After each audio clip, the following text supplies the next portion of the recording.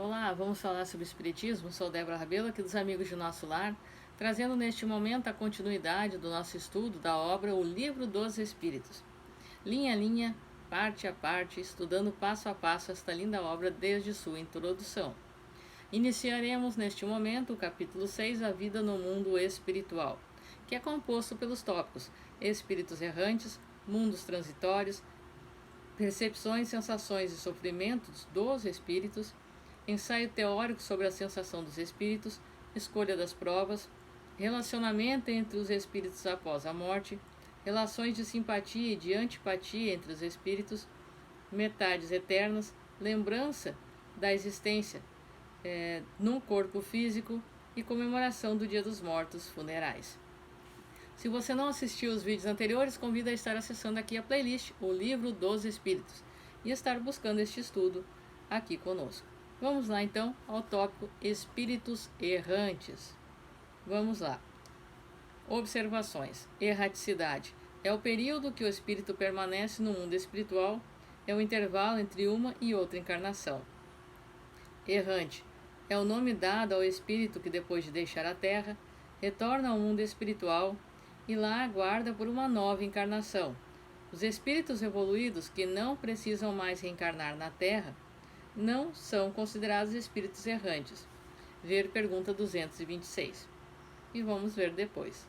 Então, o período que estamos, como nós dizemos aqui na Terra, no plano espiritual, quando nós nos localizamos no mundo espiritual, nós estamos na erraticidade. E espíritos desencarnados que lá se encontram, que lá estão vivendo, então, no plano espiritual, estão em estado errante, estão na erraticidade. Bom, vamos então à questão 223. A alma reencarna logo após deixar o corpo físico? Resposta. Algumas vezes reencarna imediatamente, mas o mais frequente é a reencarnação após intervalos mais ou menos longos. Nos mundos superiores, a reencarnação é quase sempre imediata. Nesses mundos onde a matéria do corpo físico é menos grosseira, o espírito, mesmo estando encarnado, desfruta de quase todas as faculdades que possui um espírito desencarnado. Seu estado normal é o mesmo que de um sonâmbulo lúcido. Então, quando nós desencarnamos, é normal e comum, não que é uma via de regra em geral, porque cada caso é um caso, é normal que passemos um tempo na erraticidade, ou seja, no mundo espiritual, nos refazendo das passagens terrenas, das experiências passadas aqui na Terra, refletindo sobre nossos atos, nos recuperando, fazendo cursos, planejamento reencarnatório e nos preparando para uma nova experiência, ao qual colocaremos em prática o que traçamos no mundo espiritual e também a reparação de erros passados, certo? Mas isso não é uma via de regra. Agora, espíritos superiores, tal qual aqui vem colocado, já não possuem esta questão tão grosseira da matéria como nós, e não necessitam deste tempo, deste intervalo, como aqui nos descreve, mais ou menos longo, na erraticidade. Certo? Bom, questão 224. No que a alma se torna no intervalo das encarnações? Resposta. Torna-se um espírito errante que aguarda nova oportunidade para reencarnar. Essa nos dispensa comentários, porque já está compreendida pelas observações. Então, nós, ao desencarnarmos, ao irmos para o plano espiritual, nós somos considerados espíritos, almas errantes, então. 224A. Qual o intervalo de tempo entre uma encarnação? Resposta. O intervalo de tempo pode ser de algumas horas até alguns milhares de séculos. Não existe um limite pré-fixado para o estado de erraticidade, que pode prolongar-se por muito tempo, mas que nunca será eterno. Cedo ou tarde, o espírito sempre encontra a oportunidade de recomeçar uma nova existência, para se aperfeiçoar em relação às existências anteriores. Então, nós não podemos medir o tempo que passaremos no mundo espiritual. Algumas pessoas, alguns espíritos, melhor dizendo, alguns de nós necessitam de um tempo extremamente prolongado, porque muitas vezes se recusam até mesmo a compreender, a entender e a aceitar que estão desencarnados. São muitas as situações. Então, nós não podemos medir o tempo exato que haverá entre uma encarnação e outra, certo? 224b. Esse tempo de permanência no mundo espiritual está subordinado à vontade do espírito ou pode ser imposto como expiação? Resposta: o tempo de permanência no mundo espiritual é uma consequência do seu livre arbítrio, porque os espíritos sabem perfeitamente o que fazem. Para alguns, um período prolongado no mundo espiritual é uma punição imposta por Deus. Outros solicitam que esse tempo se prolongue para realizarem estudos que somente podem ser feitos com proveito quando o espírito está desencarnado.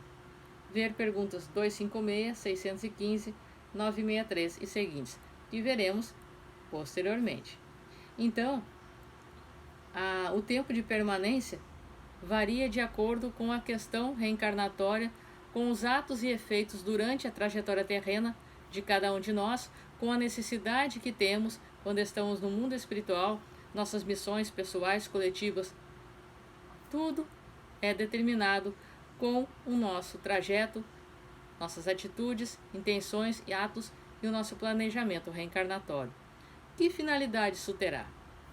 Tudo isso é levado em conta. Questão 225.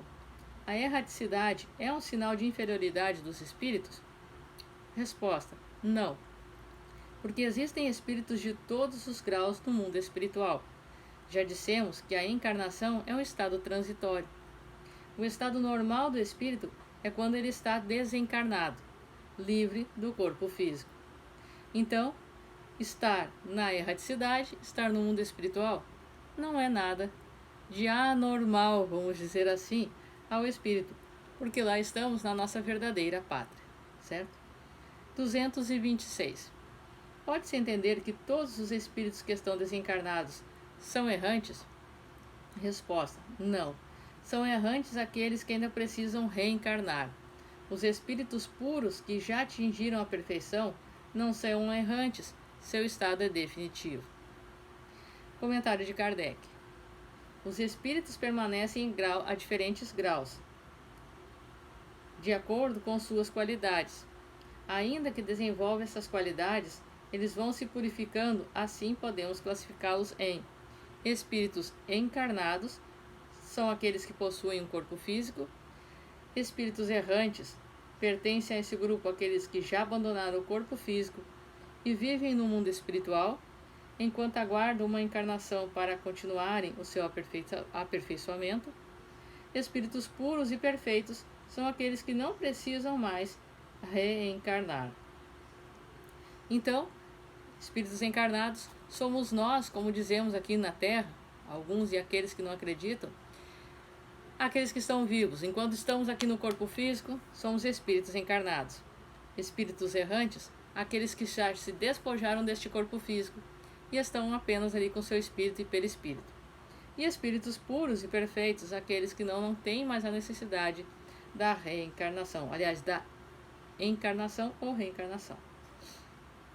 Então, não podemos dizer com isso que todos os espíritos que estão desencarnados são errantes, justamente por essa explicação trazida no comentário de Kardec. E a última questão deste nosso estudo de hoje: como os espíritos errantes se instruem no mundo espiritual? Será da mesma maneira que nós? Resposta: eles estudam o seu passado e procuram meios de se elevar.